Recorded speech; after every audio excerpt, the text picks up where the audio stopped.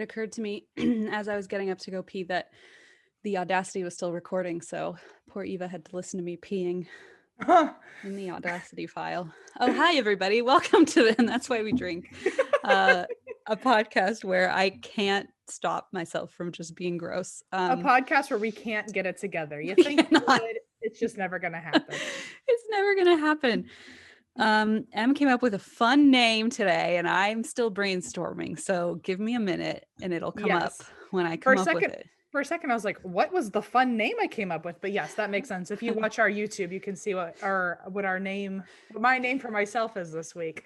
A lot of you seem to really enjoy when we do that. I shouldn't have said it. I feel like it's fun when people realize it, but by themselves, but oh well. I'm insecure about not having a name yet. That's all. Hi, Em. How are you? Christine, I've got so many things to complain about. Well, what else is new? What's up? What are you complaining about today? / why do you drink? Well, the main thing, I didn't even plan on complaining about this, but let's just add it to the docket, is that our apartment, one of the many cute traits of it is that weekly our water gets shut off. Because they have to fix something with the pipes. Oh my God. It's literally every goddamn week. There's a sign on our door that says, oh yeah, well, you're not going to have water for all of Tuesday. And it's like, and so I woke up to do this. And like, I'm one of those people who I need to wash my face when I wake up. There's just no ifs, ands, or buts about it. And there's no water right now. So my face feels very grimy. I'm sure it's fine, but it just doesn't feel clean. So I'm sitting here feeling like I have like a film on me, and it's very gross. And I found out after I put soap in my hand. That's the worst.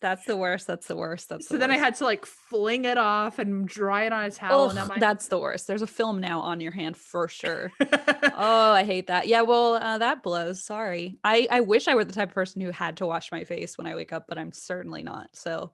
Oh, well, that's absolute. Allison does the same thing. She's like, I don't need to wash my face when I wake up. But I'm like, what is wrong with you? Like, can you just walk around like with your sleep skin on? Like, what? It freaks me out. I need to like have it all exfoliated and that's okay, how it feels. If you put it that way. I feel like I just have like a sheen of grease on me all the time if I'm not washed. Cute. I know. And I'm fine. Like realistically, there's nothing going on, but I've convinced myself. I've convinced myself it's a lot worse than it is. So that's now the problem of today. But so sorry for you and all your water loss. Do you have a reason why you drink? Yeah, it's because I couldn't find this beautiful object of mine for a couple days, and I finally found it. What is it? Your Zach Bacon's blanket. Look, it was in the guest room closet because I gave it to my sister when she spent the night, and so it was in the closet. I was like, where did I put that blanket? And so I finally found it. Let's all hear Christine again. So you give this to your guests. That's how of course. I didn't even hear myself say it, but absolutely. He's like, here, this will keep you warm at night. I'm gonna miss it a lot, but you can have it for the evening. So it's keeping me cozy today. And that's really it. I mean, I'm going to visit Blaze's family in Connecticut this weekend, so I'm excited about that. I'm not excited because we're driving like 12 hours to get there with the dog, so that should be interesting. But we haven't seen them in like a year and a half, so it'll be kind of nice. We're all vaccinated now, the whole fam. I'm very excited for you. Thank you. That's a big deal. As I sit here unvaccinated and unwashed, unbathed. I feel so unclean inside and out. Your immune system and your whole, what did you call it? Sleep skin. My sleep skin. You know what? Someone's going to be really grossed out by that. That's not you. And someone's going to understand it like me. So That's true. I feel like we're I mean, I guarantee you I have a sleep skin. I just don't really care, I think is the difference. Like I just walk around my house like I don't care because I don't wear pants. I don't wash my face. Well, you know what? I don't wash my face when I go to bed, which I think a lot of people would think is worse because that's my day skin that I'm going to bed Yes, with. That is worse, I would say. Yeah. Also not great at that on my end. So I'm not judging because I'm just bad at, I guess, cleaning myself ever. So especially this time and age, time and place of my life, I just just don't feel the need to be presentable ever, Why would really. during a pandemic? Truly, still, why would Honestly. you? You know, Someone like I saw something posted like, why are we all complaining about which jeans to wear? Who the hell is wearing jeans? And I was like, that's a great point. Who the hell is wearing jeans? Who cares? at this point, if you don't have a fear wondering if your jeans are gonna fit when you finally put them back on, it's I'm not about something's to buy a whole new wardrobe of jeans, right? Like forget it. I'm not even gonna try. I don't have the funds or the well, mental my capacity. thought is like I haven't worn jeans in a year, so Exactly. I'm afraid that they're not gonna fit when I put them on I again know, but that's because what I'm of saying. Like, then we're quarantine gonna have to weight. buy all new jeans. No, thank you. I'm not interested in that. So just avoid them altogether. I Then you don't haven't have even the thought. fear. Then you don't have the monetary spend. Just wear stretchy pants. Yeah, I feel like after the quarantine, like fashion. Me, a fashionista. Fashion, yes. And why don't you regale us with your tales of fashion, please? Well, you know how like, style comes from whatever's going on Within. historically. Oh, I Oh, thought you were gonna say from the eye of the beholder. that's beauty. Thank you. We can't all have that. Sorry, different from style. Okay. But no, I would like to think fashion comes from like whatever's going on historically in the world. And so I would think after the quarantine, it would just be like shaggy hair and joggers is all Mm-hmm. the rage. And like no one should. But then what's going to happen? The next historical thing is everyone's going to feel safe to go outside again. And Pendulum. so it's Pendulum. going to be like sundresses and shit. It's Ugh. gonna be like high heels, which like, All no, all the thank things you've you. been thinking of wearing during the pandemic. Yeah, it's going to be a very look, if I'm right, whenever this pandemic is over, if this is how fashion looks, I'm To worse. be fair, you just gave two opposite suggestions of what fashion's gonna be. So like It could odds either are be you'll fall one somewhere in between those. or the other. That's how I see it, Uh-huh. 1000%. So anyway, let me know, fashionistas, fill me in 6 months how we're doing, says the fashion guru. So that's where I think we are. I'm not going to go into jean territory. Hell no. I'm going to stick with the pandemic era fashion, Yeah, yeah, joggers and forget it. shag. Well, I guess not shaggy hair. Allison cut my hair this weekend, but Very, very glam. very, that's what I go for with my Chic. sleep skin. Anyway, welcome to And That's Why We Drink, where we tell a paranormal story and a true crime story. Have you And picked up on my name yet? no, M sleep skin. I was like, M's just to spoil it for everyone. M's is Christine's sleep paralysis demon, and I was like, I have to come up with something equally scary. And then I was What? like, what is equally scary? Oh, M's sleep skin is probably just as. What would I see as a sleep paralysis demon? M and their sleep skin is what I would see. Christine's day skin. Oh, that is scary. You're right. Just Christine's skin in general is scary.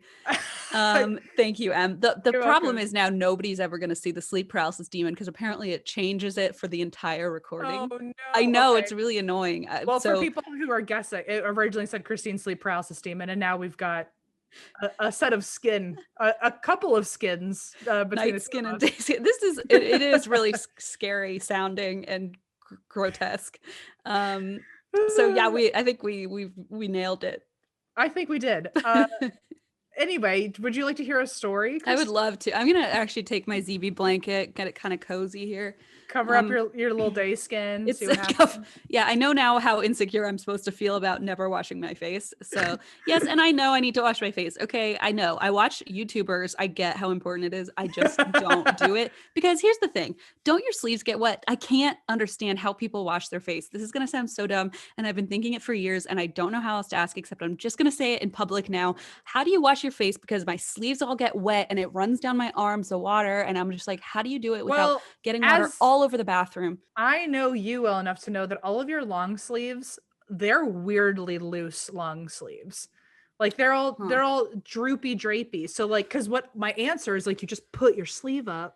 Yeah, but then it runs down your arms and then it gets all over the counter. I mean, I know that's probably a me thing too, because as M knows, I'm not really particularly clean or organized when I'm doing any sort of task.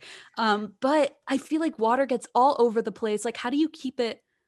Somebody said once to buy those like 80s sweatbands. So I did that for a while, but then they got all soggy. And I'm I was sorry, like, wait, someone it's a good suggestion for someone who's as messy as you, but they're really someone else out there says to put yes, 80s I sweatbands bought on your 80s wrists sweatbands to to keep the soak water up from the pouring. water. Yeah. Well, okay, but no, okay. I thought you were going to be like, yes, Christine, I totally get it. And you're not saying that now. Are you not saying that? I'm saying I understand Oh because shit. I Oh shit. I thought I was like, okay, I'm gonna nail something that M has had a problem with and has nailed, and I'm gonna get a solution. And M's like, well, literally, what are you no. talking No, about? I'm not saying what are you talking about because I know I understand the complaint, but I always like double wrap up my Sure. sleeves so they're super tight. Sure. Like I'll even like roll the sleeves to make Right. sure that they're tight So on they're me. tight now. I got Uh-huh. my space camp sweat. Speaking of fashion, I have my space camp sweatshirt on. I Okay. also I also always have the washcloth or towel next to the sink before anything happens. So So, that way okay, I do you can just wash grab with it. your hands and then dry it with a washcloth? Do you wash it with a washcloth? How do you perform this action? Okay, a lot of people are going to give me shit because Why I did know nobody this. teach me how to wash my face? That's the big problem here, I Well, the think. thing is, I think I was taught how to wash my face, and then I just still actively went against it because if I was too lazy. But like, so I wash my face with my hands, and Yeah. I'm pretty sure you have to do it with a washcloth to like exfoliate, right? It's like buff it or something. I don't Which know. you're looking at me who literally doesn't know how to wash their face. I just use my hands and soap, and then just like zhuzh my face, and then I Like take hand soap? like a bar of soap or a hand soap or whatever's Okay, nearby. well that I know you're supposed to not use just bar soap. That's gonna just oh And no. Don't you whatever have soap is facial cleanser or something? Soap? yeah, I don't know. Whatever is on my sink I use. Oh I don't boy. know. Cool. I know people are gonna scream Like at me, but fucking palm whatever. oil, you just spread it all over your forehead. What if it gets in your eyes? Oh god. I have used that in the past in an urgent in a need where like I didn't have anything else and my face felt gross. I have used like dish soap. But like Dawn. my thought was like if it can get the grease off pans, it can get the grease Oh off my my face. god. And all of the moisture and nutrients of my skin. Yeah. I mean that S- those were in pinches, but like I've like whatever soap is in my bathroom, I don't really pay attention to it. So but then I just like use my hands and then I do the thing where I make a cup with my hands and get all yes. the water and then I just press my face Splashed on into your it. face. But then it goes all over the floor. Okay, this is No, just a me because thing. you said splash and I said press into my face.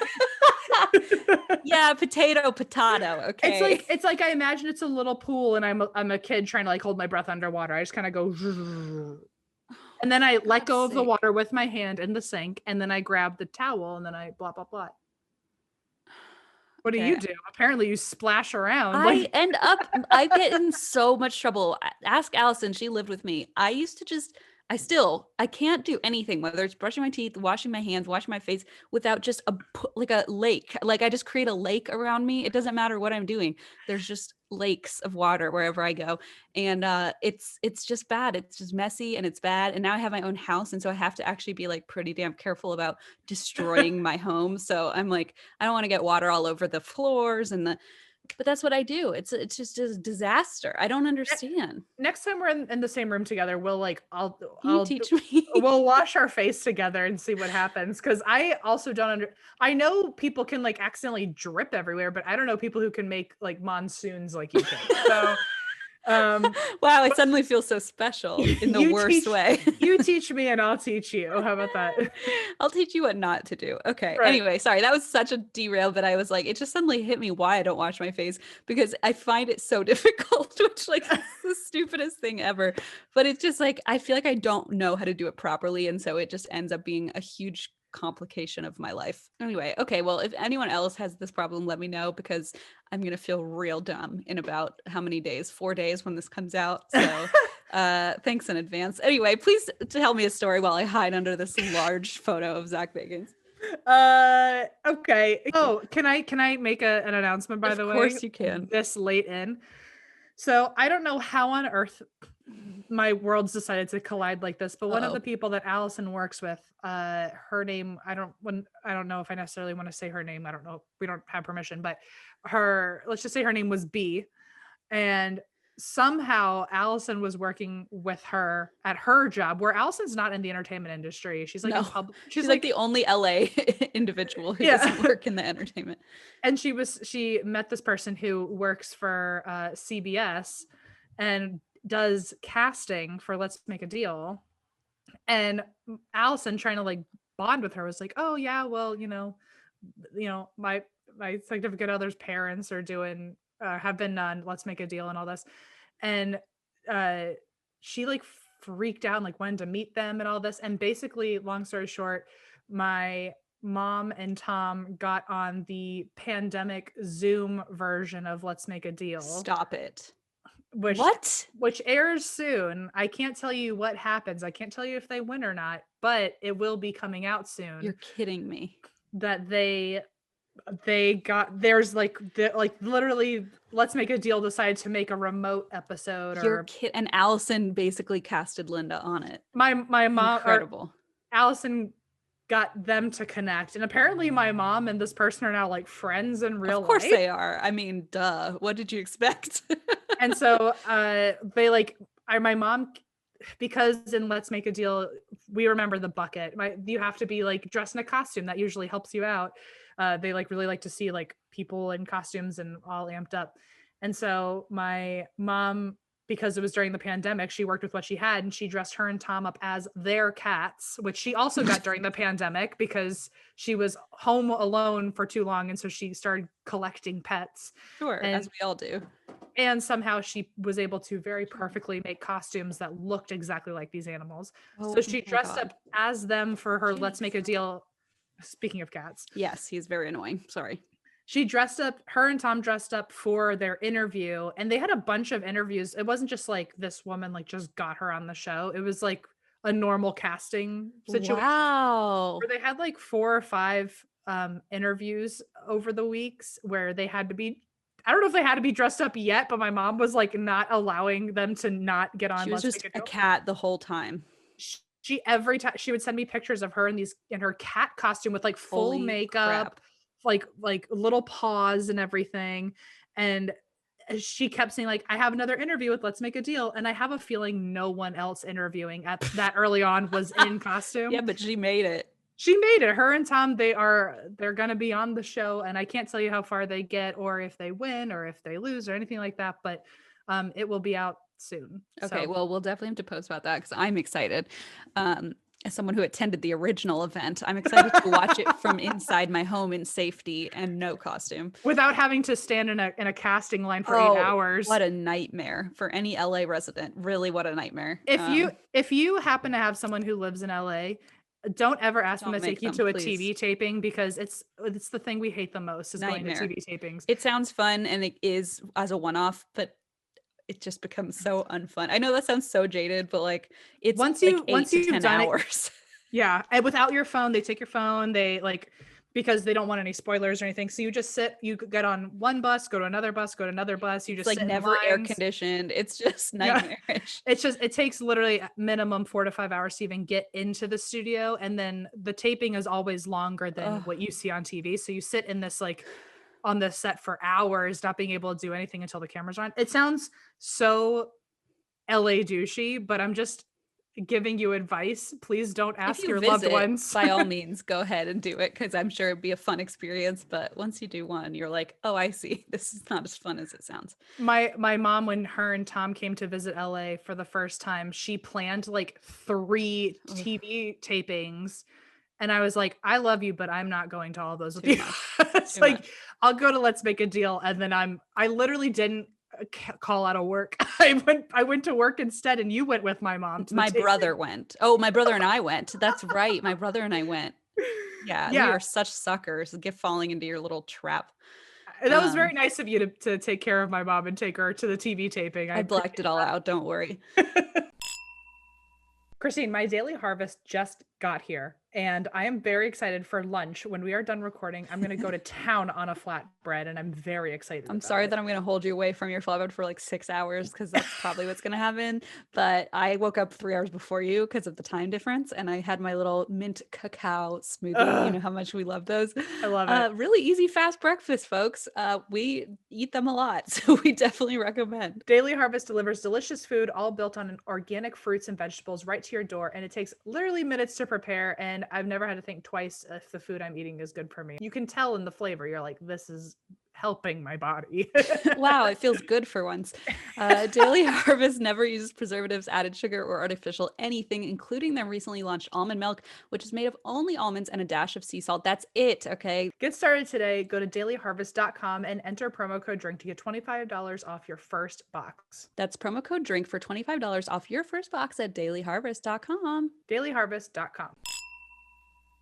Let's talk about Christine's feet. Let's talk about the shoes she wears. Let's talk about Rothy's. That's beautiful, Em. Thank you. Wait, let's talk about Rothy's. That's how the song goes. Anyway, Is it? anyway, let's talk about Rothy's. Hello, we are going to talk about Rothy's. I just want to tell you real quick that finally it's starting to warm up here. I was saying it's 70 degrees here today. And so I pulled out, just bought sandals from Rothy's, and Blaze was like, well, it's still cold out. And I was like, just wait. So now I have my sandals prepped for spring. Okay. They're super cute and super cozy and made from water bottles, by the way, and easily washable. And I still have my beautiful lemon marigold point flats that I'm going to wear in the springtime when I can finally leave my house. You heard it here first, folks, and second and 100th. Check out all the amazing shoes, bags, and masks available right now at rothys.com/drink. That's rothys.com, rothys.com/drink. Style and sustainability meet to create your new favorites. Head to rothys.com/drink today. Okay, this is some lore and some Canadian lore. Okay. This is the story of the Headless Nun. What? Okay. And this is a super fast story, just so everyone knows. So I'm trying to break even with all the QAnon stuff from a few weeks ago. It's going to take us a few years, but we'll get there eventually. We'll get there. So the story begins in the mid 18th century. We know it well. I think it was definitely know it well. What was it? I think 1750-ish, and it was in Nova Scotia.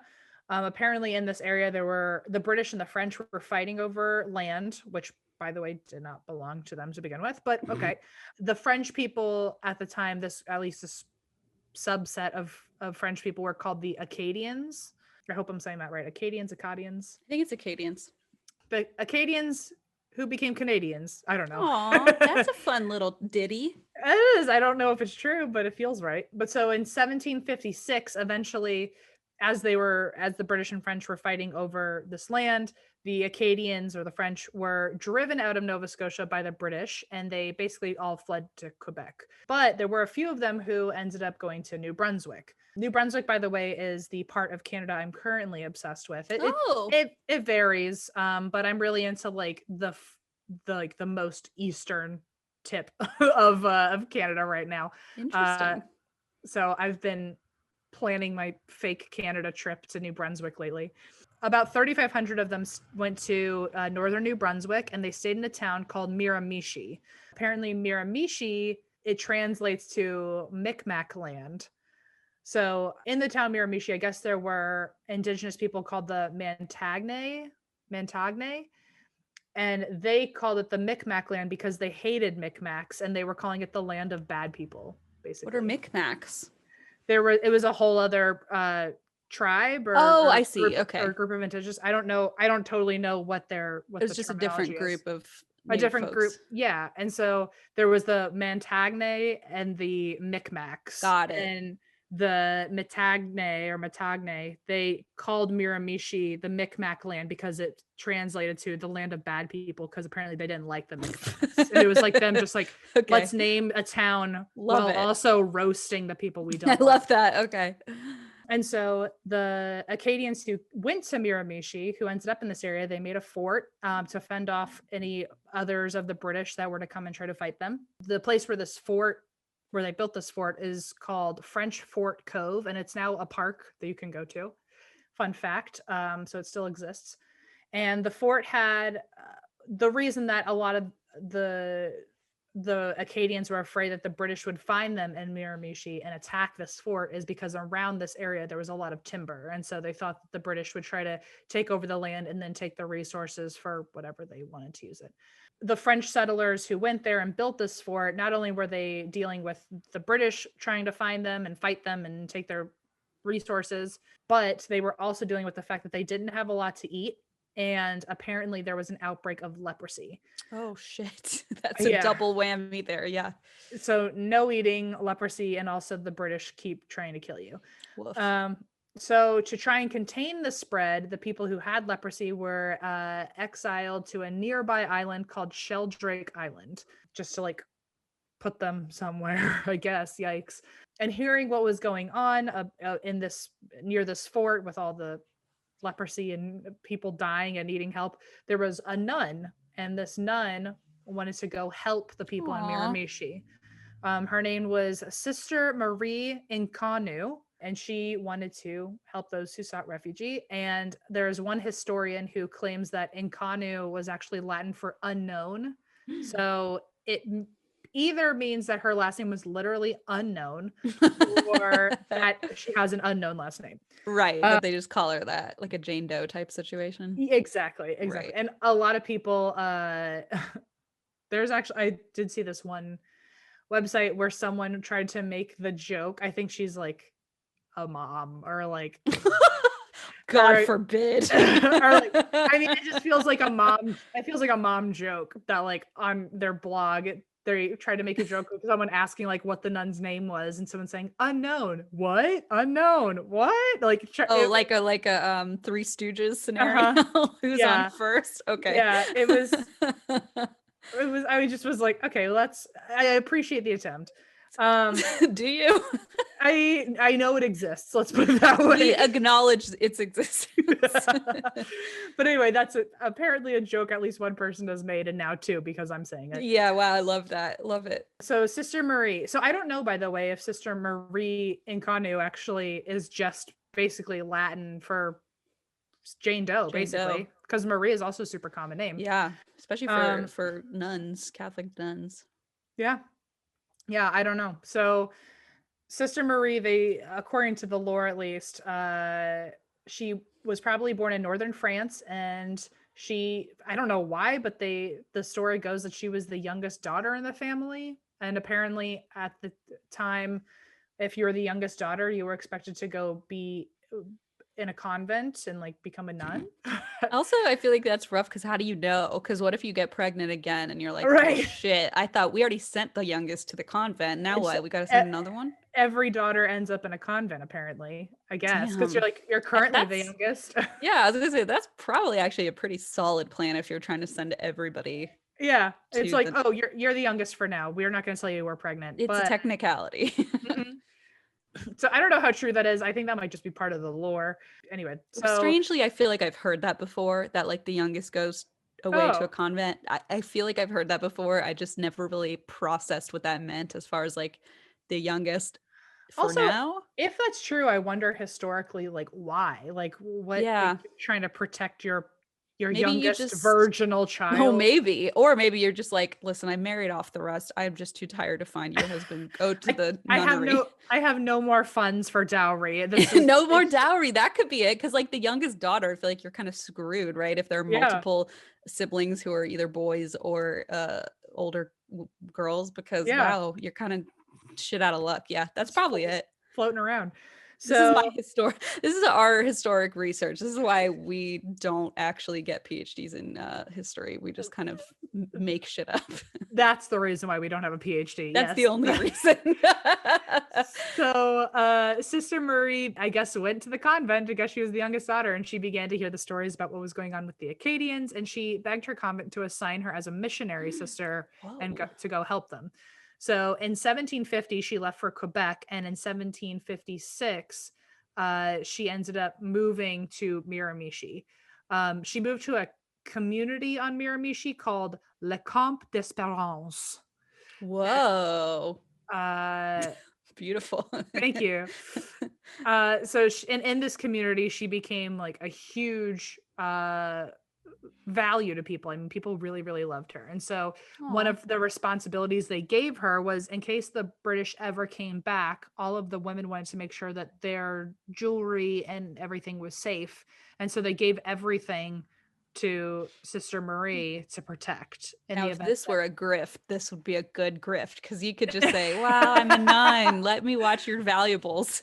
And then, exactly. If you're like, a grift run out of town. if you're out there and you happen to be a grifter, this is the job Listen, for all you you. have to do, put on a habit, and then when someone says, "What's your name?" be like, "Jane Uh-huh. Doe," Dough. and Uh-huh. then ask everyone for their pearl. Ask anyone who's maybe coughing a little bit for Right. their pearls, just If for they're safekeeping. if they're coughing or hungry or like their husband is out at war, just say, "You know what? I have some empty hands that can hold things important to you." I And have a I'll large cloak that I could hide some stuff in, and with also lots of pockets. They're with already filled. it's like a Don't look at them. cargo habit, a cargo cloak. And I I will say, you may risk contracting leprosy, but that's part of the gig, okay? That's, That's part of it. half the fun. I Yeah. I have always wanted one of those jackets where you have Trench coats, trench coats where you have a million cargo coat. pockets. Yeah, trench Pretty coat. sick. That's like what perverts wear, but yeah, in stereotypical. I would I have had a trench coat growing up. It I would have was different intentions than like a flasher, yeah, but yeah, yeah. the fact that there's so many pockets, why wouldn't you at least want one, you know? I don't think there are pockets. I think people just like pin shit to the inside, right? Or are there pockets? Oh, see, I always literally just took the Maybe there are comic. pockets, and I'm just like, because I had a trench coat, it definitely didn't have. You know what I did is I pretended to flash my friend. Listen, it's a whole thing. Don't worry about it. I pretended to flash my friend, and then the other friend took a photo, and then we wrote, expose yourself to art. Never mind. We thought it was clever. It We is thought it was really clever. it is original. I will acknowledge that it exists. Let's put it that way. Oh no, I'm the unfunny mom. Help. No, okay, it is No. hysterical. It's very on the nose. It's on the tip, if you will. It's basically what I did when I was 16 and everyone else was drinking beer. This is how I spent my time. So that answers that I for would like a everybody. copy of that picture if I you've have got it one. actually. We could post it on Instagram. Can we print that as a canvas option? Because I What's our canvas sponsor? I don't remember anymore. We haven't worked with them in a Shoot, while. it's been a while. What's Well, wrong with me? thank God for them. They're probably like, get out. I don't Probably even want. like we had a bad feeling we pulled out before you guys got to this point of the podcast. I would like it to look artsy, like as like a nod to the like fact that we're watercolor. yeah, like an oil painting maybe. Mhm. Maybe some stipple, Oh, sure, you guys stipple it. Yeah. some cross hatching. But yeah, if you could send me one of those, that would be super great. I'd like to be exposed to art, if you know Yeah, what I'm saying. I will certainly expose you to art. So just wait. I'll expose you like a monsoon in my Oh bathroom. my It'll be that powerful, and that's really saying something. Whoever handles the and that's why you drink out of context, please I will Oh, expose you no. to my monsoon in the bathroom. It's very powerful. Um, Okay, I'm sorry. Tell me about the nun. I'm just gonna stop talking about grifters Anyway, and perverts. all I just wanted to say was like I really took the comic literally, where you would see someone like who like sells you a bunch of watches Yeah, out of they just had hundreds in there, and I was like, wow, so many pockets. pretty cool. If someone could just make me a trench coat full of 100 pockets of watches, A that'd be creepy great. coat in Yeah, a much more literal sense. a creepy coat, and on the inside, more pockets. It's so many pockets. It's scary. Yeah. Okay. Well, also because you'd be kind of a big creep, but yeah. It all works. It all molds. The double like entendre. so many layers are happening right The now. layered. Anyway, leprosy. Sorry. You told me this was a short story, and I took that to mean, why don't you ruin it? We do tell whenever we do tell each other, like, hey, we've got a short story. Feel free to banter. We should not give each other that license. dangerous license to give. Nope. Okay. So anyway, she was, as much as we just totally made fun of her, she actually was super fundamental to the community. Aw, not a grifter. Not a grifter, not a pervert, not exposing anyone to anything except love. Aw. And the exact opposite of the person we just described, actually. Yes, that was me putting myself in that position, to be clear. Christine is the exact opposite of Sister Murray. Sister Christine would be problematic for sure, so don't worry. It's not Marie's fault. I feel like if I met a Sister Christine, I'd be like, she fuck. sounds fun. She Has a flask in her pocket, certainly, somewhere. She has in her Bible, there's a carved out space for a flask. Yeah, exactly. So everyone loved her and they gave her all of their treasures because they genuinely did trust her. And they only trusted her and one other person in town with this role. And the other woman died of scurvy. And so it was just Sister Marie who knew exactly where all this treasure was, because her and the woman who died from scurvy, they decided that they were going to hide all of the treasure by burying it somewhere. And they were never going to tell anyone the location. Oh, shit. And then the woman died. And so Sister Marie was the only person left who knew the location of this treasure. Oh, no. And then let's remember that the story is called the Headless Nun. Oh, I didn't forget. Don't worry. One day she was walking home from work and she basically got robbed and murdered. Oh, no. So there's different accounts where it was either two people who had escaped from Sheldrake Island and they were people with leprosy and they like heard about her somehow knowing where all the treasure was and they thought if we rob her we can get enough money to like flee and like get out of town. Another version of that is instead of it being two people from Sheldrake Island with leprosy, it was two sailors with scurvy. And then there's another account where it's just like a random person in the woods just found her and wanted whatever she had on her. Whatever the case was, she said no, she wasn't going to help them rob her.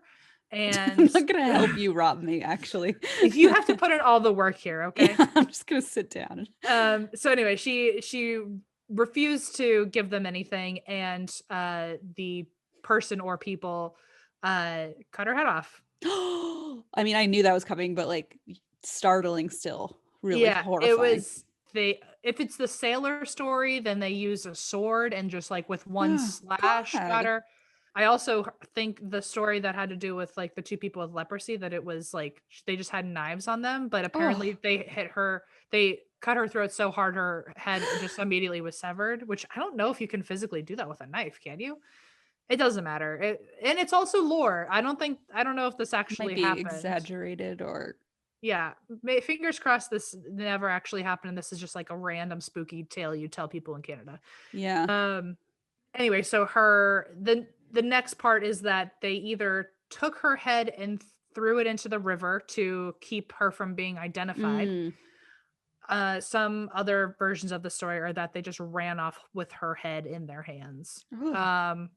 Either way, they removed the head from the situation so that nobody would be able to identify the body. Sure. But I guess people saw her in a nun outfit and they were like, you're probably Sister Marie. Yeah, so like we know you.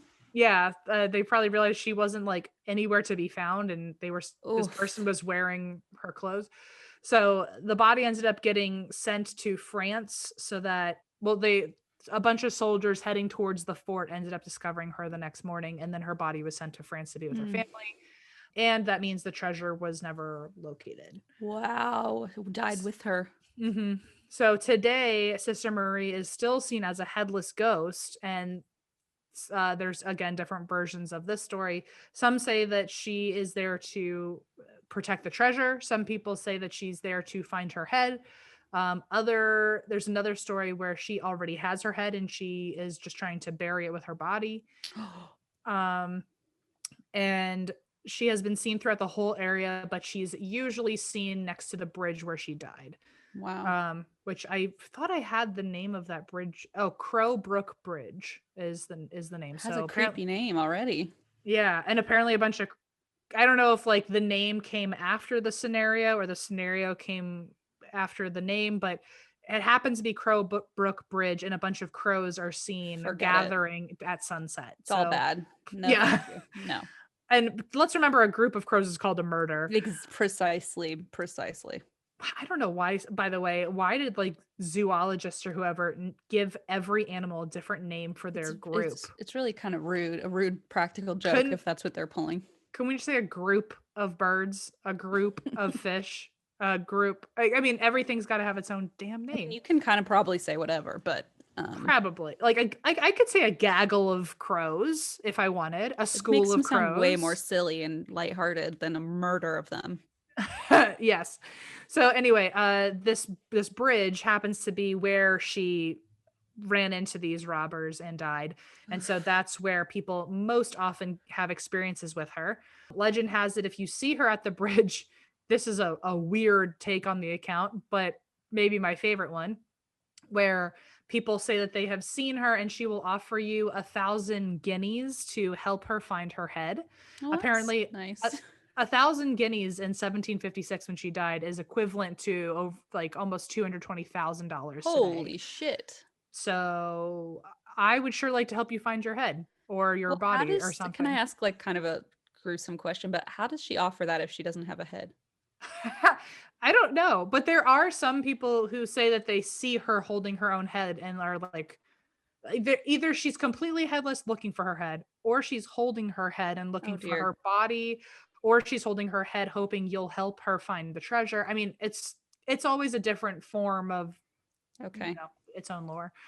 And also, I don't know scientifically how that would work either, but whatever.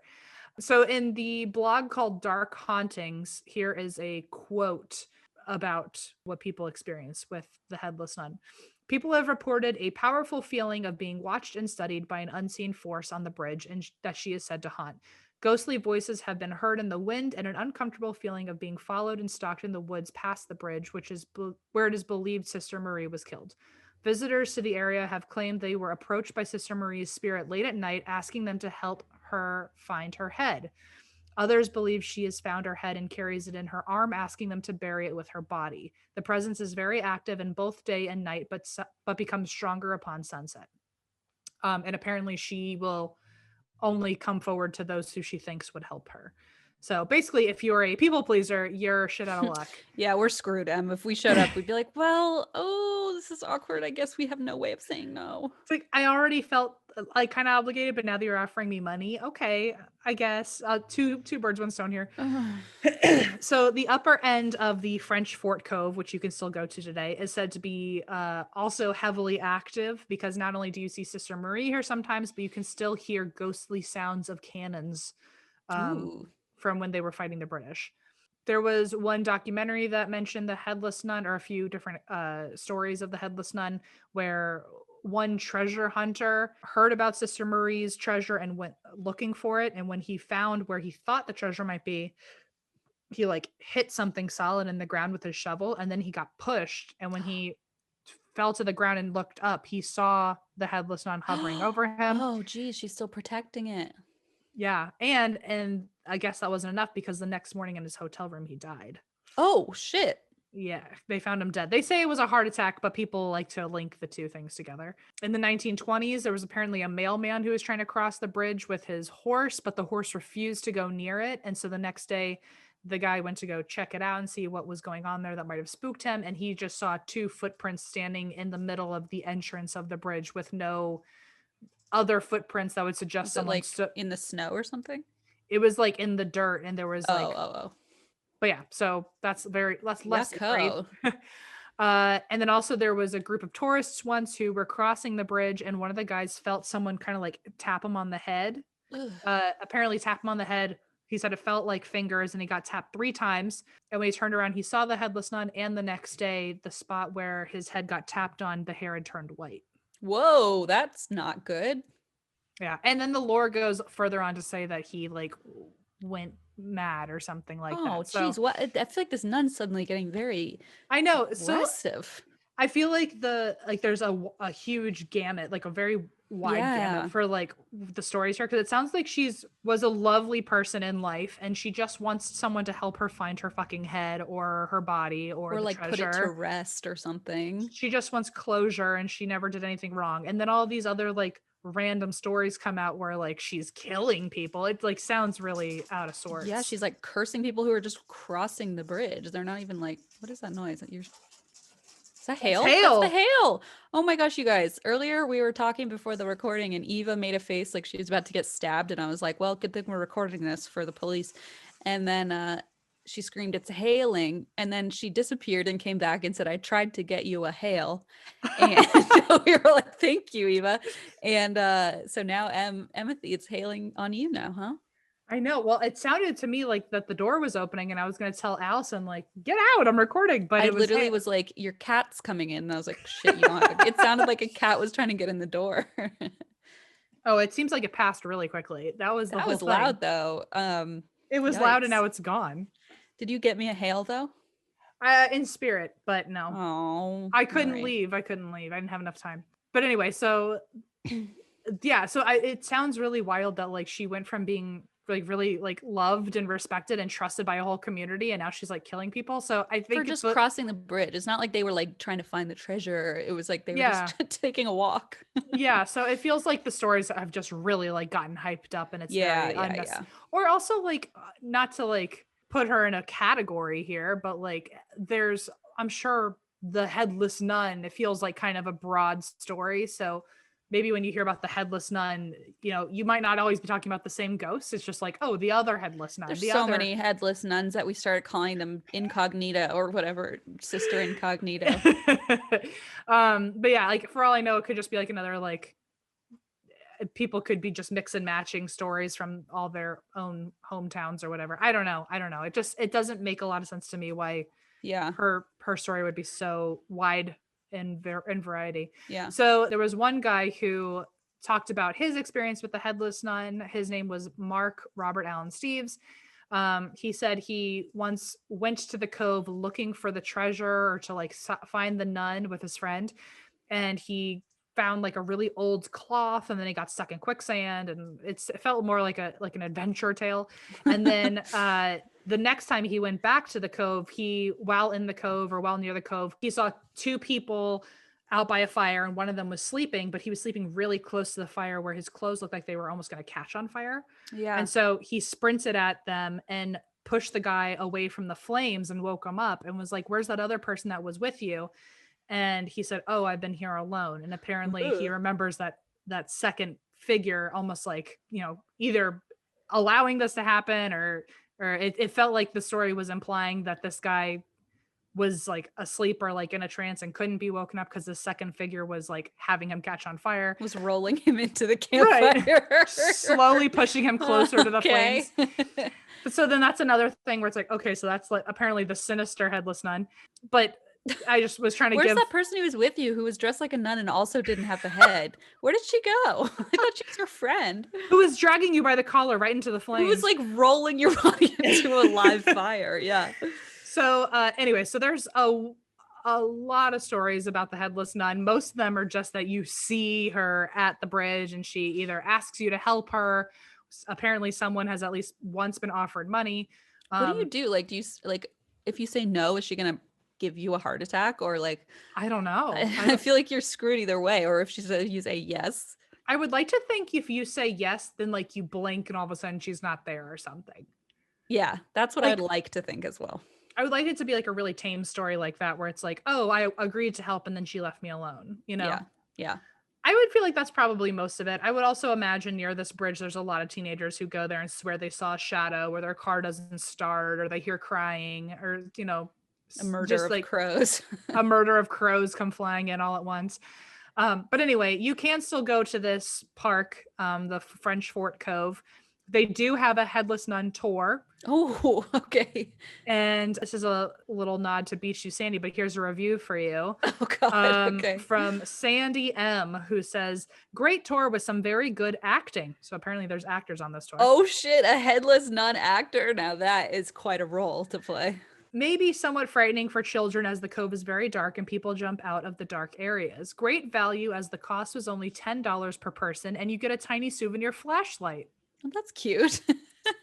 It would be, yeah, it's kind. I like that I'm getting a freebie out of $10 worth of a tour. I'm Right. wondering the quality of this tour for it to only be $10 and they're also paying you in flashlights, you know? Anyway, so I'm just going to end on an excerpt from a poem by Doug Underhill about the Headless Nun. And this line says, she won't hurt you. She's just alone. She's just asking, make my body whole. Which is sad, but also goes completely against all of these scary stories I just told you. Like she won't hurt you. It's like, I beg to fucking differ. Yeah. Well, I don't beg to differ, but a lot of people sure would. Apparently people are having heart attacks and shit. So I would say that all of the more elaborate stories are not very on par, or if they are, it's a different headless nun that has been misconstrued with this one. Because it sounds like this one's just very lovely, and you happen to just walk by her every now and then, and maybe she has a head, maybe she doesn't, but we love her no matter what. Maybe That's she thinks that you're the one who beheaded her. She's getting her mm. vengeance. I'm surprised that storyline didn't come up in all of this, that she's like looking for the person who hurt her. But I guess if Yeah. she's not a vengeful ghost, then that would dismiss that too, but then also dismiss the heart attack and all that.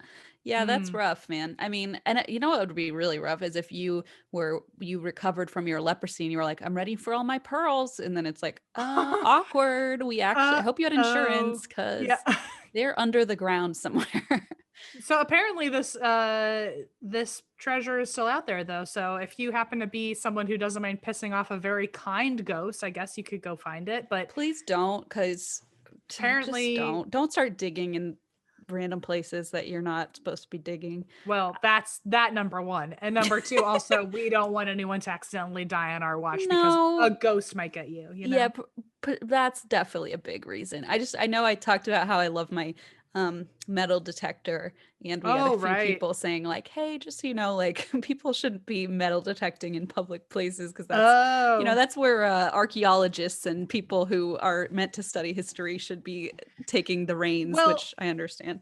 then let me retry this. If you're an archaeologist and Yeah. you happen to be near the French Fort Cove, A there risky archaeologist. if you have yeah, if you have an adrenaline rush that needs that you're trying to pull out of yourself, maybe go Satiate. yeah, maybe a thirst you need quenched, maybe go digging around French Fort Cove and see what happens. And say it's all for science. It's all for science, all for history. We get So, 10%, please. Thank you. and that's the story of the Headless Nun. So Wow. That was fun. I didn't expect that when you said lore. I thought we were gonna go with like a cryptid or something. So I was pleasantly surprised. It's a no, little ghosty instead. you know what's weird is like it's for I don't know why, but in my head, lore and ghost stories are sometimes completely different and sometimes exactly the same thing. And Yeah, I like can see that. and There's a lore, hers, like a story how you become a ghost and all this. Yeah. it felt like it was a ghost story that happened to be part of an urban legend or something. Right. Because you don't know if the history is actually real. Yeah. For all we know, this literally there really was like a nun who I guess by their standards at that time it was basically Jane Doe, but it was Marie Inconnu. And there could have very well been a Jane Doe nun who got killed one day, Oof, and so yeah. they just made a story about it. So Yeah. I don't know how real it is. I don't know. I just imagine a bunch of teenagers use that to like scare their little siblings now or something. And a bunch of grown-ass adults use it to scare each other like us. Yeah, Yeah. it Yep. works. Yep. Let's talk about Christine's pits. Let's talk about Why are you doing this to me? I use native deodorant so that people like M stop singing about how sweaty I am. And it seems to work sometimes, not really. We both use the peppermint one. I know that. We use the peppermint one. I just finished well, I didn't just finish it. Like a week ago I finished my peppermint one. I'm back on my coconut vanilla, but I'm having a good time sniffing my own armpits when no one's looking, smelling my shirt. I'm like, ooh, what's that? And it's native every time. Native deodorant is formulated without aluminum, parabens, or talc. It's also vegan, never tested on animals, and it's made with ingredients you've heard of like coconut oil and shea butter. So if you wear deodorant every day, like I have to, just saying, you should probably be able to understand the ingredients list, which I totally agree with. And you don't have to worry about BO anymore. It actually works. And there's a reason why Native has over 16,000 5-star reviews. Make the switch to Native today by going to nativedeo.com/drink or use promo code drink at checkout and get 20% off your first order. That's nativedeo.com/drink or use promo code drink at checkout for 20% off your first order.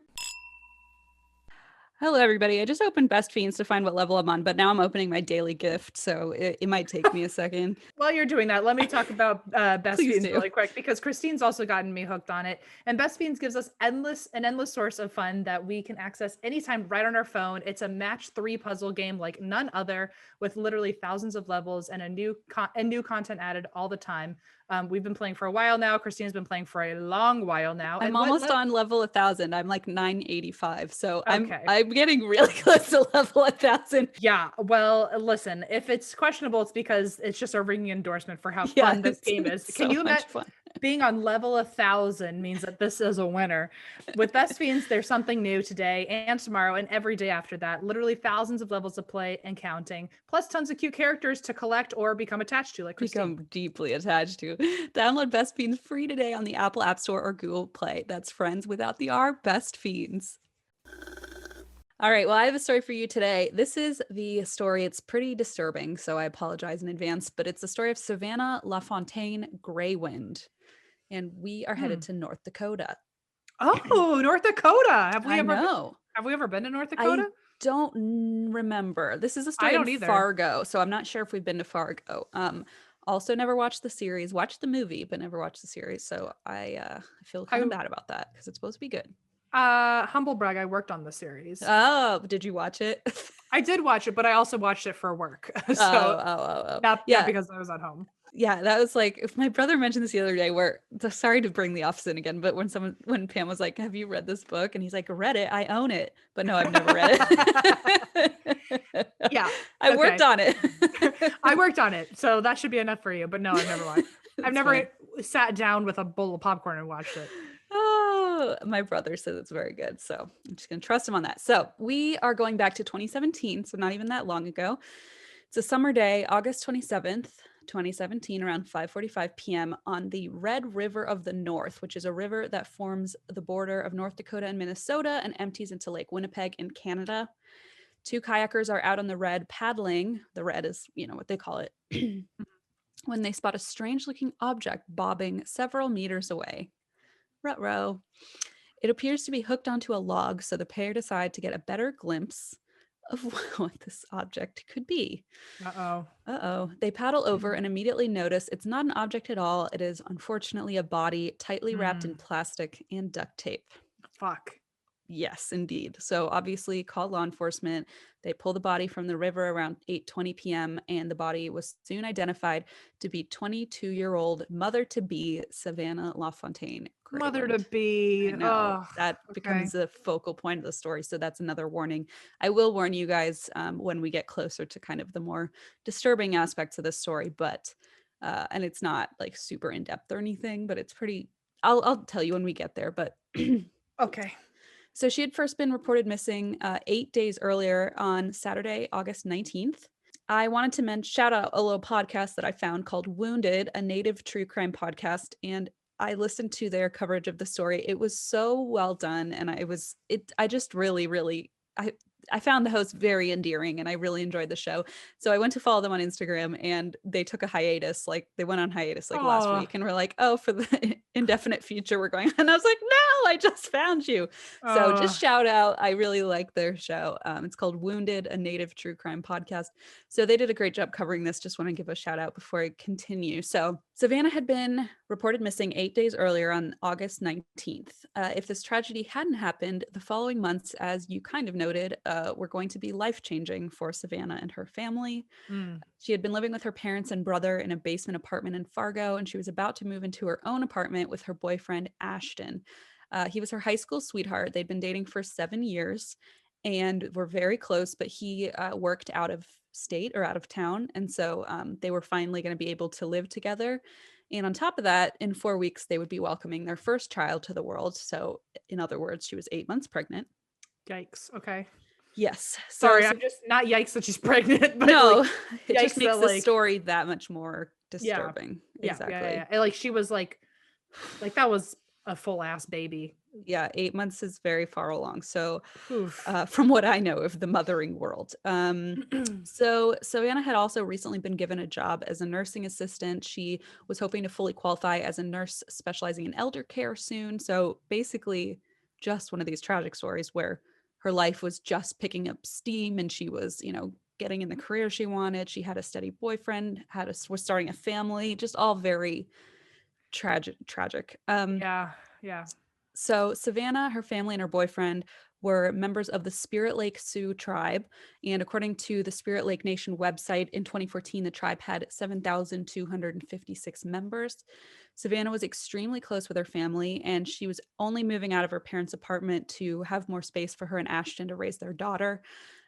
So this was kind of cute. I learned this from the Wounded podcast. I guess her parents moved with her. So after high school, she moved to Fargo, and her parents went with her. Her family went with her, which I just thought was so cute that they were that close, that That once is she really moved sweet. and got pregnant, they were like, "We'll come too," which I think is very Can you imagine though if you like happen to be someone who was trying to get away from your parents? right, very specific circumstances. Like, oh, we'll just come too. And it's like, no, no, no, no, no. That I'm was the moving out of state. Yeah, but no, valid that's point. very sweet of them. Not all of us can say how pleased we would be in that scenario necessarily. But I see what you're saying. Yeah. But for them, it was a very like a loving, supportive move rather than like a Yeah. clingy helicopter. Like if like my mom, she would be Flynn like, showed up in Burbank. I thank God for Tom all the time because I'm pretty sure if my mom were still single, she would have Yeah. absolutely moved to LA to be with me. And I'd She be would like, have married Wayne Brady after that Let's Make a Deal episode and moved to Burbank. You would be screwed. she'd have been like, let's make another deal. God, in her bucket. Sometimes I think about that bucket and it just makes me so happy.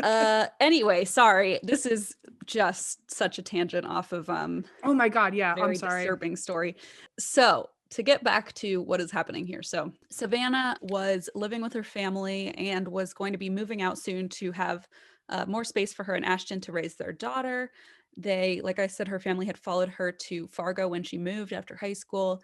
And so I just want to describe their apartment complex real quick. So it was more of like a house type of building. It wasn't like a big complex. It was sort of like a multi-family house. Okay. So the apartment above the LaFontaine-Greywind's apartment, it was like kind of catty corner, was occupied by 38-year-old Brooke Cruz and 32-year-old William Hone. They were a white couple who had begun dating in 2014 and had moved to this apartment in 2016. And they were known throughout the complex as being that couple who was constantly fighting, constantly screaming, like constantly getting in these physical altercations and shouting matches. What? My neighbor's upstairs. Oh, I thought you were telling me to be quiet. I was like, sorry. No, I was thinking like, oh, that couple in the complex. We all Oh, know one of those loud, yeah. loud neighbors. Yes, Mhm. exactly. So they were known as that couple. Their shouting matches sometimes like shook the ceilings. That sounds familiar from your experience. Sure does. So in fact, not long after they moved in, William pleaded guilty to assaulting Brooke after throwing her in the bathtub. The court ordered that William have no more contact with Brooke, but 6 months later, police responded to a disturbance report and found William in the apartment. So he was charged with violating the no contact order. So they just had a very toxic, hostile, violent relationship, is basically the moral of the story so far. So Brooke and William had several run-ins with the law separately before they had actually met. So both had had a long string of partners before meeting, and with these respective partners, Brooke had 7 children and William had 2, and neither of them had any contact with their kids from previous relationships. Okay. They were known as just not being supportive of their children, their previous partners. Brooke had been sued repeatedly for not paying child support for any of her 7 kids. Mm. And so just very not well respected members of the community, I would say. Not Uh, pillars. not pillars, yeah. Not in Gotcha. the pillars. Well, yeah. Pillars, I feel like usually means a bad thing in general in the show, but you're right. They were not known as pillars of the community. That's a good point. So Savannah and her family didn't know the couple that well. They only saw them around the apartment building in passing and mostly heard them upstairs. That being said, a couple weeks before Savannah was found dead, Brooke had come to their apartment and asked Savannah if she wanted to come smoke weed with her. And Savannah was like, no, thank you. Oh. So I guess Brooke was trying to befriend her. So jumping back to the day that Savannah disappeared, which was August 19th, 2017, there was nothing especially unique about this day to start off with. It was a warm summer day in the mid 80s. Savannah, who was 8 months pregnant at the time, was struggling in the heat. So her family had popped out for some reason. I don't know where they were going, but they were just spending the day out of the house. And she wanted to stay home, kind of put her feet up and like just be home alone for a while. Can't Just blame you. veg. Yeah. Veg. Hopefully with some air conditioning. Mm. And she was home alone and she was startled by a knock on the door. So, of course, it's Brooke on the other side of the store. She asked Savannah if she could come up later to model a dress she was making for a sewing project. And Brooke says, if you come model this dress for like some photos or whatever, I will give you $20. So Savannah's like, sure, I guess I'll do that. Which part of me also like red flags at this point because it's like she's 8 months pregnant. Like, unless this person is doing maternity wear, which Right. maybe she is, but it's just such a specific, like, can you model this 8 months pregnant Yeah. this dress I'm making? It just seems so, Also, it doesn't sound like they're that close. It just sounds no, like they're not. this person keeps knocking on her door and asking for favors or Like asking for passing acquaintances at the yeah. most. Yeah. Yeah, I'm thinking of like my upstairs neighbors who do nothing but piss me off came downstairs and was like, "Hey, can you model some stuff for us in our Yeah. apartment and I'll Yeah. give you $20?" I'd be like, "You owe me more than $20 for how fucking annoying For you all of this are." horrible. Yeah, Yeah. and I feel like Savannah was one of those people who just was like friendly and, didn't ever think anything bad of people really. And just, was just one of those easygoing people who, Yeah. this woman said, I really need somebody to try this dress on, and she's like, sure, I'll do it. Just, yeah, as a favor basically, or I guess for $20, which again, it just throws me off that she was 8 months pregnant because I'm like, wouldn't you try to find somebody who wasn't 8 months pregnant to model your new dress? Unless it was a maternity dress, which seems like a Right. very specific. And unless it was a maternity dress and also like you couldn't think of any other person to contact Yeah, exactly. before a It's stranger. a little Yeah. weird. It's a little weird. So yeah, it's definitely strange, especially like you said, they don't know each other that well. So at 1:24 p.m., Savannah texts her mother and her boyfriend, letting them know about her plans to help Brooke. She orders a pizza for lunch to share with the family for when they return. But by the time the pizza arrives, she's already kind of running late. She has to run out the door for this appointment at Brooke's place. So she leaves the pizza cooling on the countertop, runs upstairs to Brooke's apartment. So Norberta Greywind, who's Savannah's mother, replied to Savannah's text about helping Brooke, but never heard back. Ashton texted her as well to ask more about this and never heard back either. So Norberta continued to text her daughter throughout the afternoon, but never received a reply, which was strange because Savannah was not the type to just ignore messages from her family. Right. At the Greywind apartment, Norberta got home and sees the pizza untouched on the counter and is a little bit worried because at this point I'm assuming it's cold and not one slice has been eaten. And Savannah's purse is also in the kitchen.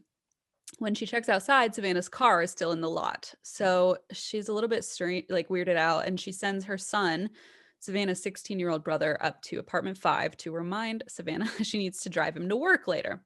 But when he goes and knocks on the door, nobody answers. So Mm. Norberta is like, fine, I'll drive you to work. We'll figure this out later. So around 4 p.m., they still haven't heard from Savannah, and Norberta starts to get pretty worried. She's like, okay, I understand if the appointment went long, but it's been hours and Right. we haven't even gotten a text back. So she goes up and knocks on the door herself. And at this point, Brooke answers the door, and Norberta says, "Where's Savannah?" And Brooke says, "Oh, she left around 2:45 p.m. to go home." So obviously, this is like red flag central for Norberta. She knew that her daughter wouldn't have just like left Brooke's apartment and then like left the building without her Mm. purse, or there was no reason for her to leave. Um, and in addition to that, her feet had been really swollen and painful from this pregnancy. And again, it was like in the 80s. If she was going somewhere, she would have driven. Like if she had to go to Right. the grocery store, the bank, whatever, she would have driven and her car was still in the lot. So just extra strange. Like where would she have walked off to? Right. Um, Especially without her purse. She didn't have, a wallet with her. So she gets really suspicious, Norberta does, and she obviously doesn't trust the couple living upstairs because of the constant fighting. She knows pretty well, like, this is an unstable couple here. I already don't trust them. They're, constantly having run-ins with the police. She's a little freaked out already by like the fact that Savannah was even at their apartment for some strange reason to begin with, and now she's just kind of disappeared. So at 4:30, Norberta reports her daughter missing to the Fargo police. Officers arrive at the building around 5 p.m., and after speaking to Norberta, they make their way to Brooks and Williams' apartment, which obviously was Savannah's last known whereabouts. So they Mm. search the apartment on August 19th, then they come back on the 20th and search the apartment again, but neither Savannah nor any clues as to where she could be are found in the apartment. In other words, she had seemingly disappeared. So Fargo Police Chief David Todd would later comment, "We were running constant surveillance and investigating several different theories regarding Savannah potentially being held against her will." And Norberta was not having any of this. She basically said they were not running constant surveillance. That's like totally false. According to her, the investigation felt lackluster, and she would later tell a reporter that she felt as though they were not taking her daughter's disappearance seriously and that they really didn't seem to care.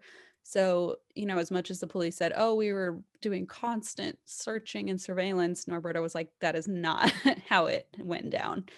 She also remembered later saying, "More needs to be done. I begged them from the beginning. From the moment I called them, I pleaded with them. There's something wrong. You've got to do this now." And it just felt to her like they weren't particularly concerned and just kind of did a brief peek in Mm. and said, "No, nothing," and left. So Brooke and William were the only suspects in Savannah's disappearance, but the police weren't really getting any information of value from them. And that changed when police stopped at William's place of work to check out what people at work were, saying about William. And this is where things got a little strange. So the police began questioning William's coworkers, who revealed some somewhat confusing anecdotes about their colleague, William. Mm. Multiple employees at the roofing company told police that William had recently been talking about the new baby he had at home. Oh, fuck. Yeah. Yeah. So I just Ugh. got goose camp from my own story. So this was, of course, incredibly suspicious to police because there was no sign of a baby when they were searching the apartment multiple times. Nobody had been hearing a baby. So this is the first, in other words, this is the first they're hearing of a Got baby it. Yeah. at the house. So that's when they realized, like, uh-oh, things might be more nefarious and worse than we had imagined.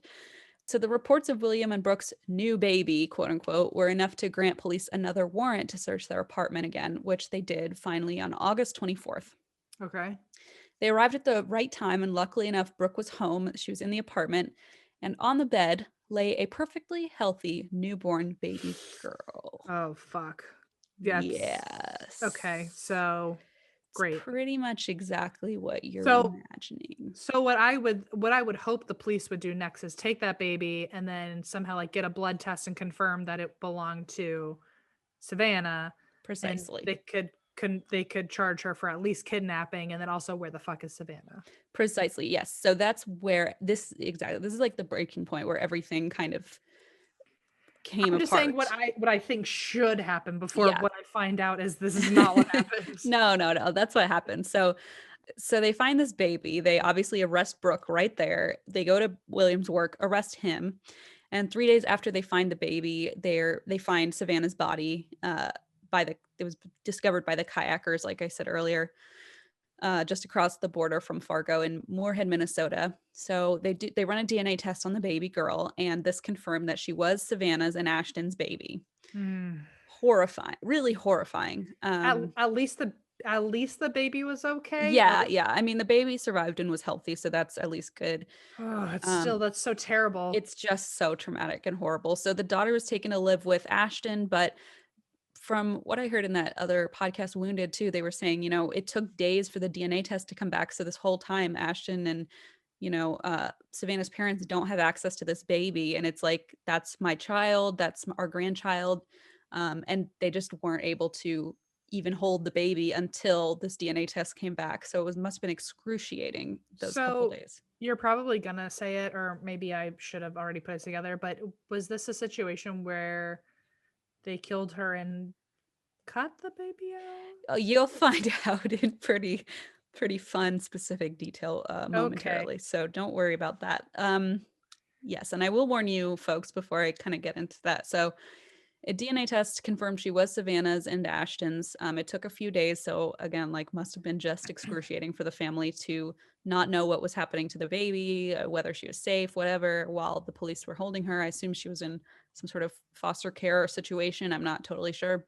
On December 11th of 2017, Brooke pled guilty to charges of conspiracy to commit murder, conspiracy to commit kidnapping, and lying to police. She was weeping throughout her testimony and apologizing, and was like, it just kind of icked me out, to be honest. It was like, Mm. you fucking suck. You can't just lay here crying and be like, oh no, I'm so sad. It's like, Like it she was just acting pisses like me off. she It was just acting pisses like me off. super like sugary apologetic when Contrite. it's like you know exactly what you did. Yeah, it's almost like this wasn't an accident. It just feels, and for all I know, like she was fully sorry for what she did. I am not saying that, but it's just like I just didn't like watching it. She apologized. She said, I can't believe what I did to Savannah's family. She said, there's no excuse. There's no rationalization. There is nothing. My actions devastated a family and shocked the community that I called home, which like, yeah, I mean, yeah, you're spot on with that, I guess. Yeah. So Brooke revealed that now this is where Brooke tells us pretty much what happened. So Brooke revealed that Savannah had come to her apartment on August 19th under the pretense of modeling a dress for her. As soon as Savannah arrived, Brooke began arguing with her. I'm not sure about what. And the two ended up fighting in the bathroom where Brooke pushed Savannah, causing her to hit her head on the sink and fall unconscious. Now, this is Ugh. Brooke's story, so we don't know, it could have been like, oh, I'm not saying this is what happened, but like, you don't know if she changed how she Right. became unconscious. But Right. Right. just pointing that out, that we don't know if all of this is 100% true. So that's what she said happened. She said Brooke went into the kitchen and retrieved a knife because that was the first thing that came to her mind when Savannah fell unconscious. I mean, I'm operating under. Did she think that she had killed Savannah and now she has to use the knife Nope. to? And Oh, you'll see why. so Okay. she thinks, okay, this girl's alive, and I'm still This on is my way my to grab a knife. opportunity. Yeah. Okay, I see. Yeah, which is why I'm almost hesitant to believe the full story of, well, it was an accident. She hit her head because it's like you seem to have a fully laid out plan for Yeah, what happened once she quote unquote hit her head. yeah, like okay, so she hit her head, and that was an accident, and it was also accidental that Exactly. once she was unconscious, then you went to go grab a knife. Yeah, it doesn't line up for me personally. And again, like we don't know what actually happened, but to me, it seems more intentional. Everything else is so intentional that the hitting the head on the sink seems a little bit like, are you sure you didn't intend for that Right, part or like hit her right. with something or who knows? So here is where I want to give a trigger warning for childbirth and pregnancy trauma. It's a pretty short description, but it's pretty fucked up. I'll put that out there. So you can skip ahead if you're like, no thanks. So on returning to the bathroom, she proceeded to cut into Savannah's abdomen and yeah, and his face. Oh god. And what? And pull the baby out of her womb. I know. And at this point, Savannah was drifting in and out of consciousness. So definitely still like fully alive. I know. Oh my god. I know. So Whoa. she had lost enough blood at this point that she was basically on the verge of being, fully gone or unconscious at least. So her loss of blood, it led her to drift pretty much in and out of consciousness the entire time. It's just the most horrific. It's just the most darkly horrific thing. I don't even know how Oh, else to explain it other than that. But whoa. so that is the end of the gruesome detail, I guess, but Okay. pretty terrible. So while Brooke was cleaning up the blood from the bathroom floor, William returned home to find Brooke holding a newborn baby. And she said to William, "This is our baby. This is our family." Ugh. That's, I mean, I'm sure not the first red flag, but like definitely one of them. Of Yucko in is what I terms have to of say to like that. you just walk in and she's holding a baby and you hope that she just adopted a baby You're magically right. overnight, but Where did it also come from? uh-huh, yep. So, for a bit of insight into basically Brooke and William's relationship leading up to this, just to kind of give you some background into what went on behind the scenes before this occurred earlier that year in January of 2017. And again, this is in August, so 8 months later. Mhm. Brooke had told William she was pregnant after he had threatened to leave her. Fun fact, she was not pregnant. So essentially, it was a ploy to say, stay with me, I'm having your child, which they mentioned this on Wounded. Like, I'm surprised this worked because she had 7 children and he had 2 that they didn't associate with or care much about. So it's odd to me that this would be like the thing that kept him in her life. Like, he That's didn't a seem to great care point. about the other kids, you know? Like, they didn't have any association with their other children. So That's a great point of like how like you that's it's not like children have been something you attach yourself to right, in the right. past. And also this, I'm sure you're gonna get into this, but like, so is that the story that she ran with this whole time? And was she like filling up, like putting pillows under her shirt and stuff so it made it look like she was pregnant? Or So it actually ends up having more to do with William giving her an ultimatum, but I'll read that to you in a minute. It's just what you would not expect. Like, so at this point, obviously early on, she's pulling out ultrasounds from her previous 7 pregnancies, and she had is quite a backlog to she had a work with. backlog. Exactly. She had enough to work with to convince him for a while, like you're saying, before she had to, stuff her shirt or anything. Mhm. So this, okay. Oh God, it's horrible. So later there came a point where Brooke just couldn't lie to him anymore. And for whatever reason, instead of saying like, hey, I lost the baby or, something of that nature, she admitted that she had made it all up. So William flipped out after he found out she had lied to him about her pregnancy. And enraged, he ambiguously told her to produce a baby or he would leave her. Oh, wow, what a magic trick though. Like Wow. it's like Wow. just Careful what you say. As so I'm wondering what he thinks. Well, remember his coworkers are saying, "Oh yeah, he's talking about his new baby." Like he's clearly fully on board with this because his coworkers are like, Oh, "Yeah, he says he has a baby at home." Like, no, but for him to be saying like produce a baby, was that his like, are we now treading really lightly into like sexual assault territory where he's trying his best to get her pregnant, or does he literally think like she's just gonna like no, I immaculately think he conceive? just, since this was so many months later, I think he was like, "Well, you promised me a baby, so where's my baby?" Like it was very ambiguous. Again, like I don't know Weird. if anyone knew if he meant like find one or like adopt one or steal Ugh, one or create gross. one. Like I really don't know what it means. I don't think to this day we have any full understanding. I think he was just angry and screamed that at her and she took it very literally. And Jeez, like I don't care how this happens, but I need a baby here in 9 months. Make it happen. to say no, like now, because this was like months later that Oh, he right. found out like she's lying this whole time. She's been lying. Oh, And okay. so at this point he's like, well, you promised me a baby coming like any day now, give me one. So she's like, okay, and took him Wow. literally at his word. And this was basically Brooke producing the baby for William. I mean, really next level. Like you would never expect this twistedness to happen on the part of both of them. And this, it's just so beyond Ugh. anything I could comprehend.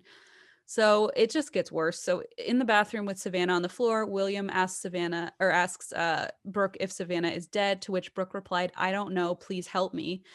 Then, according to Brooke, William left the bathroom and came back with a rope, which he tightened around Savannah's neck until she was no longer breathing. And then he said, if she wasn't dead before, she is now. So that's Brooke's story. They then, Whoa. yeah, they then stashed Savannah's body in a closet in the bathroom, cleaned the blood off the bathroom floor. And this is where people often bring up like the ineptitude of the investigation. Both times police said they thoroughly searched the apartment and were doing full surveillance, but it's hard to believe that they hadn't been able to find Savannah's body if it was in the apartment that whole time. Right. But at the same time, you could argue, which they had brought up in Wounded, that you could argue that without a warrant, you can't open anything. You can't open drawers, you can't open closets. So if Okay. something's behind closed doors, you can just look, you can't open anything. So in some way, I guess that's an excuse. But these But also don't feel like the most smart people in the world who would have literally known that loophole. I feel like they, if that's the case, they just really real lucked out. lucky, or they've Really had lucked enough out. encounters with police to know that because Right. they've just been in this situation before. Whew. But as one publication puts it, Brooke and William weren't exactly criminal masterminds, like you Okay. were just saying, because Yeah. how did they get away with this for so long? With the body, like they were sleeping, they were going to bed with this body, with her body in the closet. I mean, it's really beyond. And the other thing that blows my mind is like there was a baby in there the whole time. Nobody Ugh. heard a baby crying. Nobody heard Yeah. anything. it's just baffling. I mean, I don't know what they were doing. I was just shocked when the baby appeared days later and nobody had ever even Yeah. And also, expected it. like, I mean, I'm not a cop, so I don't really know what it goes into an investigation process, but I feel like in every show I see that there's at least a black light on the carpet. Like you couldn't see blood. Like, I guess not. I guess they just kind of did a cursory glance to see if she was in the apartment, didn't see anything. They probably bleached the floors and wow. yeah, that was it. So it's definitely debated how thoroughly the place was searched, and I'm sure people go back and forth on this, but just want to call that out. So the murder likely occurred, from what they can gather, between 2 and 3 p.m., and the police arrived at the apartment at 5. So basically, like you're saying, they would have had to really pull something together to hide this from police officers walking through the apartment. Like, Right. 2 hours ago, we murdered someone on this floor, and now you're walking through, and And you couldn't have possibly bleached everything then because you would have smelled bleach after 2 there hours would have of been bleach. That's a good point. yeah. And well, there's now a newborn baby in here. Like, where are you hiding it? It's All just so right. baffling to me that they were in the apartment multiple times and they With were a somehow 2-hour hiding a old baby. baby. Exactly, like hours old, newborn. So Yeah. baffling, honestly baffling. So Um, that makes me feel like they really didn't do that good of a job because of an investigating, because if there was no way they could have really like scrubbed that place down, then they definitely could have found evidence of yeah, it some was probably a very cursory, like, yeah, let's peek in and see. No, there's nothing here, you know. right. I can't imagine if you didn't go near that bathroom that you wouldn't have at least had a sense, like, Right. something's the rug is not, like, Awry. I don't Yeah. know anything. But again, I was not there, but that's just at least the thought in my head. So even William later revealed in testimony that each time the apartment was searched by the police, he was in bed and the baby was just hiding under the blanket next to him. Like, literally, he was laying with the baby and just like threw a blanket over it. Are And you serious? Oh my nobody god. just even noticed it was there. It was like, holy shit. I mean, Oh my god. yeah. So during her Woo. testimony, Brooke confirmed that while William had demanded she produce a baby, he didn't know of her plan to murder Savannah and claim her baby as her own. Brooke would later, in her testimony, even admit to bringing the baby to Walmart in public, just like basically took this child and was like, it's mine now, and lived her life. I mean, like I said, even William was going to work and describing his happy newborn life, you know, new dad, just Wow. beyond twisted. So while Brooke testified that William had strangled Savannah, this was disputed by a fellow inmate of Brooke's who testified that Brooke had actually told her she had strangled Savannah herself. It's unknown whether Savannah died of blood loss or strangulation. The autopsy only listed homicidal violence as the cause of death, so we don't know Mm. which of the acts actually killed her. On August 20th, after police had searched the apartment for the third time with no luck, William hollowed out a dresser and stashed Savannah's body in it. And then in the early hours of August 21st, Brooke and William put the dresser in their Jeep, drove it to a bridge, hauled the dresser over the side, and dumped it into the Red River. Whoa. Yes. So it wasn't for 6 days that that's not English. It wasn't until 6 days later that her body was found. However, it was not in the dresser. Like I was saying, it's like attached to a log almost. Mhm. So it's unclear whether the dresser was ever found. And on February 2nd, 2018, Brooke was sentenced to life in prison without the chance of parole. And then on September 4th, William pleaded guilty to conspiracy to kidnap and for lying to the police. He was also charged with conspiracy to commit murder, to which he pleaded not guilty. He was tried and acquitted of this charge on September 28th, 2018, but at the same time, he was already charged with plenty of other things, so he's still far away. Yeah. Yeah, yeah, yeah. He was originally sentenced to life in prison, but the sentence was overturned by the North Dakota Supreme Court, who in October 2019 resentenced him to 20 years instead of life. Wow. The judge told William, I want to sentence you to as long as I can by law, before somberly noting that Savannah Greywind's child who survived the attack will still be in high school when William is eligible for parole. So by the time she's in high school, this motherfucker is basically has a chance to get out of prison. Like, Mm. the man who That's helped beyond. put your it's horrific. Oh my gosh. Wow.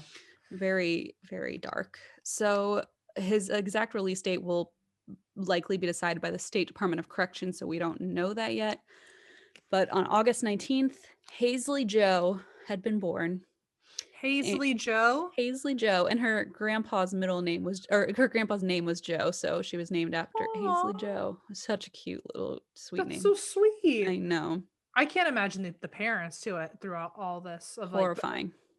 yeah, at or Savannah's parents. Yeah, yeah. Just like to know that your kid was like mutilated and stashed away and then not even like a cursory look, as you were saying, like Mhm. wasn't even found when it could have been so easy to find. And then your baby was just like living with these people. Your grandchild, exactly. And like Yeah. I just can't imagine those days where the baby had been taken into police custody and they couldn't see the baby, knowing it existed, knowing she existed. Like, I can't imagine how fucking awful that wait must have been for the DNA. Especially like she like that baby's the last link you have to your Mm-hmm. kid that like you also don't know where she is and Completely. wow. Completely. So, Hazley Joe had been born August 19th, and as her prosecutor Johnson Martinez put it, taking her first breath as her mother was taking her last. Really Wow. sad. That's really, really miserable and Yeah. wow. So, despite the traumatic experience, thankfully, Hazley Joe was actually born remarkably healthy. So, at least we have that to thank. 22-year-old Ashton and his daughter became inseparable, but he also found it obviously incredibly difficult to deal with the fact that he had a baby but no Savannah. Ashton is being supported by his and Savannah's families, so at least he has a support system around him. Hazley will be 4 in August this year and has been Wow. described by Ashton as a calm, happy baby who is always smiling. Oh my gosh. Want to cry. Ugh. Yeah, it's just next level horrific. So, a public Facebook group run by the Greywind family frequently posts photos of little Hazley Joe growing up and some sweet ones of her at her mother's grave. They Mm. visit it quite often, from what I can tell. Savannah was buried on Thursday, September 7th, 2017, at First Assembly Church, and almost 1,000 people attended the service. A lot of them wore red shorts to honor Savannah and other missing women from the area. And this Wow. is kind of where the aftermath, there's at least a silver lining here, in that as a result of Savannah's murder, former North Dakota Senator Heidi Heitkamp introduced Savannah's Act in the U.S. Senate in October of 2017, and it was co-sponsored by Senator Lisa Murkowski of Alaska, and the bill, quote, aims to improve tribal access to federal crime information databases and create standardized protocols for responding to cases of missing and murdered Native American women. So Wow. basically, it requires the Justice Department to report statistics on missing or murdered Native Americans, develop guidelines for responses to these cases, conduct outreach to tribes and Native American organizations, and provide training to law enforcement on how to record specifically tribal enrollment for victims in federal databases. So, Wow. at least something good came of all of this, Yeah. aside from Hazley Joe, obviously. And then in September of 2020, actually, so only a couple months ago, Savannah's Act was passed by the U.S. House of Representatives, and Republican Senator John Hoeven of North Dakota and chairman of the Senate Committee on Indian Affairs co-sponsored the bill. He stated, Savannah's Act addresses a tragic issue in Indian country and helps establish better law enforcement practices to track, solve, and prevent these crimes against Native Americans. We appreciate our House colleagues for passing the bill today and sending it on to the president to become law. At the same time, we continue working to advance more legislation like this to strengthen public safety in tribal communities and ensure victims of crime receive support and justice. And then this bill was signed into law by President Trump this past fall. So thankfully, we have at least, again, another positive change legally that came from this. Yeah. Wow. Obviously, you would have hoped that something like this would have already been in effect long before 2020 and long before it took this to happen, but at least something came of it. Mm. So Savannah's Act was passed alongside the Not Invisible Act, which also aims to increase coordination efforts to reduce violence against Native American people. And in just to kind of give a little overview, I know I've covered this when I did a story. God, it's probably almost a year now that I kind of went more in depth, because it was right at the start of the quarantine. It was like one of our first Zoom episodes that I went into more of the missing and murdered Indigenous women Mm. statistics, but I'm just going to refresh everyone's memory. So In the US, Indigenous women are twice as likely to go missing than white American women, even though they make up a far smaller percentage of the population. Wow. In many parts of the country, Indigenous women are 10 times more likely to be murdered compared with the rest of the population. And in Canada specifically, the issue of missing and murdered Indigenous women has been formally described as a national crisis and a Canadian genocide. Statistics showed that between 1980 and 2012, Indigenous women and girls made up 16% of all female homicides, even though they only made up 4% of the female population. So just Whoa. wildly out of proportion. And Wildly. yeah. Wow. So crimes against Indigenous people are underreported, and when they are reported are often insufficiently investigated, which kind of links back to this story. In other words, non-natives often commit crimes against Indigenous women because they know there's a higher chance they'll get away with it. So just fucking horrible circle. Wow.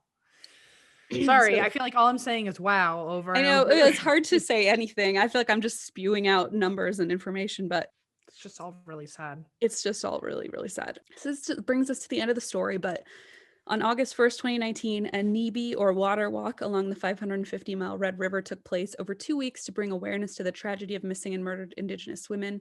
NIBI walks are described as Indigenous-led extended ceremonies to pray for the water. Every step is taken in prayer and gratitude for water or our life-giving force. And as of August 1st, 134 bodies of Indigenous women have been found in the red. Oh my God. Yeah. Wow. Okay. So I'm going to have Eva put a link in the show notes, and I'll put it in the YouTube as well, to a website listing resources for both Indigenous folks, Native folks, as well as others who want to learn how to, support and be an ally. So instead of reading that out loud, because it's a long link, I'll just put it in the show notes. But there's definitely things you can do to help and ways you can call your representatives, contribute any resources you might have. So yeah, just touches on that whole subject again, but within that is just a horribly gruesome story. Yeah. Wow. Well, the end. The end. Welcome to our podcast. Now we're all happy. No. But wow. Thank you for telling a story about Indigenous women. Yeah, a lot of people want to hear us talk more about that stuff. So. Yes, yeah, I've been definitely looking into them. I definitely have a lot saved. Obviously, I don't just want to, go hard in the paint on it's just I like to, this sounds really bizarre, but I like to keep things mixed up, so that sometimes we're like, let's cover a cult, just like a switch up the narrative every week a little bit. But it sounds fucked up because it's like, which type of victim am I talking about today? But there's not one that's like more exactly right. That's it. It's hard to put into words, but I just like to spread the knowledge. You want variety in your stories. Variety in the stories. And also in the most fucked up way, representation matters. Yes, exactly. Yeah. It certainly does. I mean, I fully believe that. And I figured it was about time to kind of touch on this. It's been almost a year now since I first, went into that really long-winded story about, I remember it was very long. So yeah, there we are.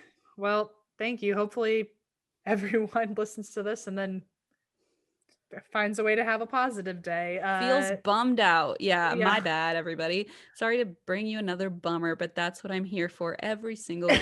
That's my job, and I do it well. So hopefully this is your low of the entire week, and it just only gets better from here. So that's what we do. We drag you down as far as we possibly can so that you only can go up from here. That's the truth. Well, thank you.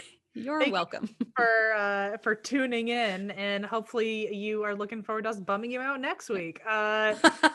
We'll do it again and again and again. We promise. We will do it every Sunday until you don't want us to, and then we'll probably still do it. We'll just do it to ourselves if you're not listening anymore. Well, thank you so much. You can find all of our information on andthat'swhatidrink.com, and the escape room will be out next week also. So. And we'll have Jess or Eva put my expose yourself to art picture on Instagram. Yes. If anyone's interested. I certainly am. I would like it. Except M. It's just going to be one like, and it's just M. I'll find a way to call Instagram, make it a love instead of just a like. I'll be like, I need the heart to explode when I click on Christine's going to cry for the rest of the week if I don't give her one heart, one love for her stupid post. I can't wait to turn it into legitimate art, and then the circle will be complete. Wow. Beautiful. Full circle. Well, thank you guys. And that's why We drink. certainly need one now. Yes.